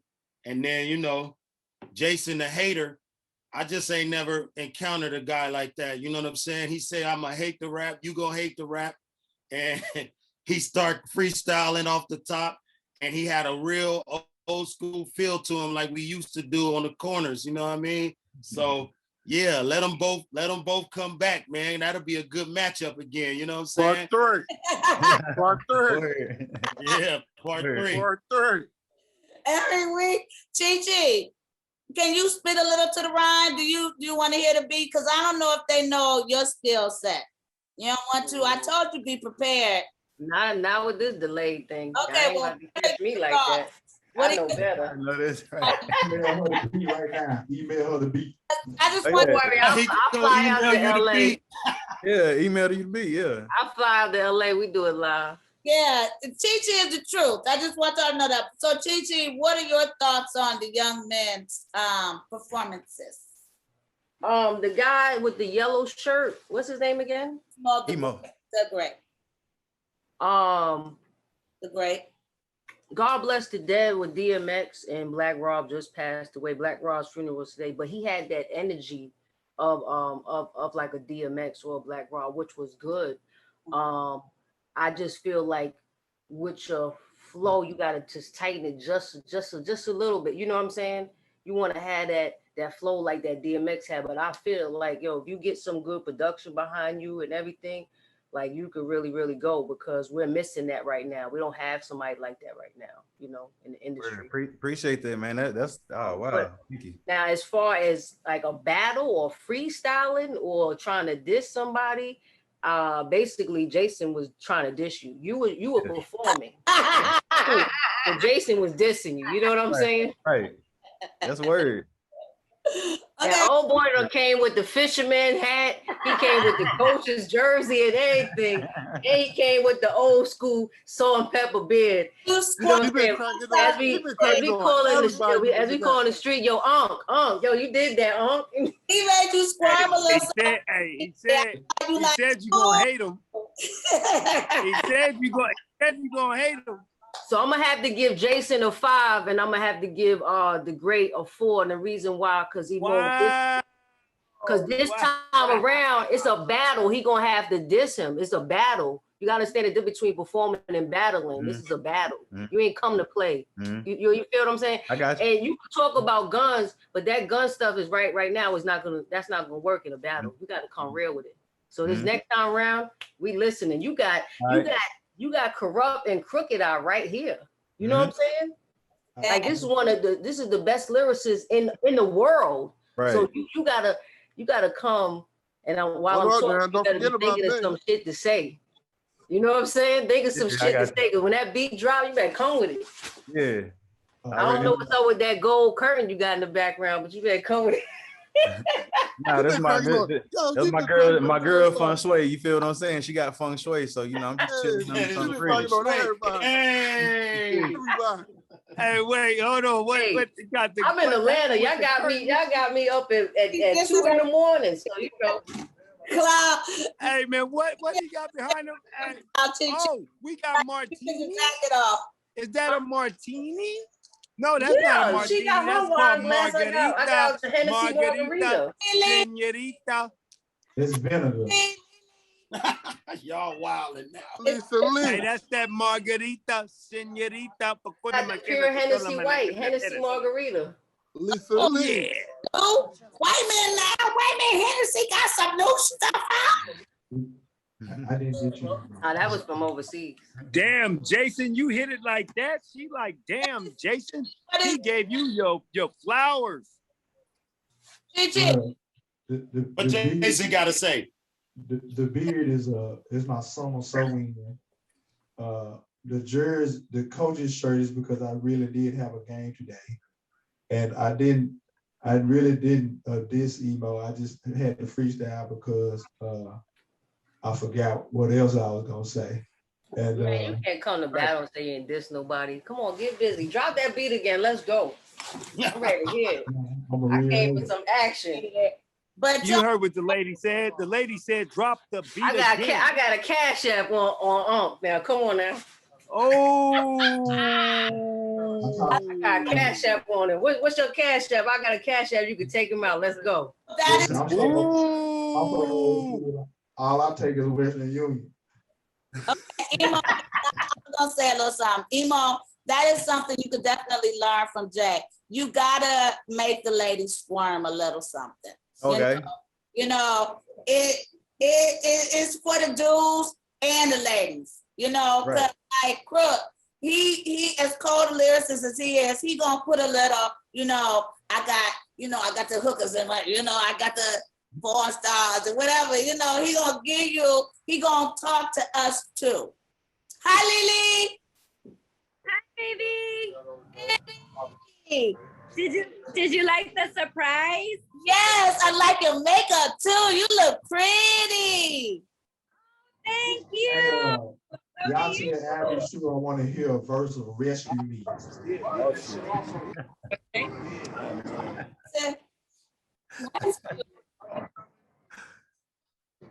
are you saying, baby? What'd you say? I said I want him to go get Abby Sure and have him kick us a verse from the song Rescue Me. Oh. That man gonna charge you $50,000 for that. Let's go. I'll be sure ain't singing for free. From the door. I mean, I know that the queen told you that, you know what, you got the 5 and the other one got the 4, but goddamn, that don't get you B.Sure. Hey, listen. Okay. All right. You gotta work a little bit harder for that. Gotti too. What casino y'all at? Gotti gives the ladies love too. You know, if I gave a fuck about a bitch, you know what I'm saying? You gotta make the ladies squirm. You know? Well, you know what? You know, I'm like LL, I am the ladies' love, so I give the ladies the love, you know, now that I'm grown. You know, when I was young, it was like, fuck a bitch and fuck you too. Like, but see, now I'm grown. I see the ladies nowadays, the hoes and the bitches nipped to the side. I see ladies nowadays, so I'm gonna give it up to all the ladies, because it is your day coming if you're a mother. Happy Mother's Day. Okay, Derek. Early Mother's Day. Derek, you have the final say. Thank you. Thank you. I give it to Jason. You know, Jay did his thing. He came with his old man swag. The hater. Listen, What's up? He came with his old man swag. Crooked down there smoking like he holds. Hey, man. Now this seems like we're gonna have to have a tiebreaker. Cause last week, all of y'all, including Yo-Yo, gave it to Emo, but we invited them back again because Jason forgot his words or something. He didn't know it was a. He didn't. Well, it's 1-1. I told you it's gonna be 3. I told you. Battle. I told you it's gonna be 3. Next Friday is part 3. So next Friday, before we go, Miss Justina, can you let the people know where they can find your sexy your Basically, you could go on to Amazon, pick up my book, Hip Hop Biz for Kids, all the 80s legends. I will be working on the 90s. I didn't know what that was. What is it now? Hip Hop Biz for Kids is a book that I did about when I got my master's degree. I wrote a book about business and hip hop. So this is the book, Hip Hop Biz for Kids. This is actually LL. On Amazon? It's on Amazon. Oh, good. Okay. And for me and Crooked Eye, you could go on iTunes or Spotify. You can see our song Get Dough. The name of the song is called Get Dough, and it's Crooked Eye. My rap name is Infiniti Chi Chi, so it's on Spotify. And you know, I knew it. Hey, Paula, I knew it. I knew she was on the mic. I knew it. I told you she called on the mic. I was trying but to. I was in the. I was in a casino. I couldn't hear everything. I knew she was on the mic when I could hear you. She wrote a song for us, Kurupt, that she wants us to play, but it's not gonna come across as it should. You could just text. I want to hear it anyway. You could just text it to him because it's a lot of static here. No, it's but not. Where's Crooked? Right, I want to hear that Right and the here. record with her and Crooked But Eye. you She could got on the definitely, record with Crooked Eye. She gotta be next busy. week when I'm back home, and the yeah. and the connection is better, and it'll give you. Hey, you know what? You know what, Paula? You had a. You know what? I missed everything, but I brought it to the table with these surprises. But I am mad that I missed everything because you had Crooked the King Crooked, and you had this lovely MC on the mic, this female MC that I'm finna Google you, nigga. and you had frequency. I know that's right. Don't You forget missed the about whole me, thing because we was talking about bitches ain't shit but hoes and. Oh shit! Hey. Hey. I gotta come down to the land, you know. I'm from New York. Oh, you know what I meant to tell you? I was gonna say New York, big city of dreams, but you would have never stepped on New York if you saw me in these jeans. Oh, no, you did not. No, you did not. No, you did not. Did you Let's go, Just? Because I gotta hear it. Let's go, Just. Oh man.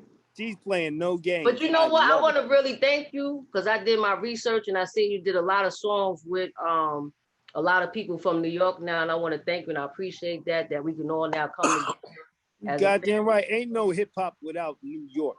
Right. That is. I appreciate that because you know my heart broke down when all that happened.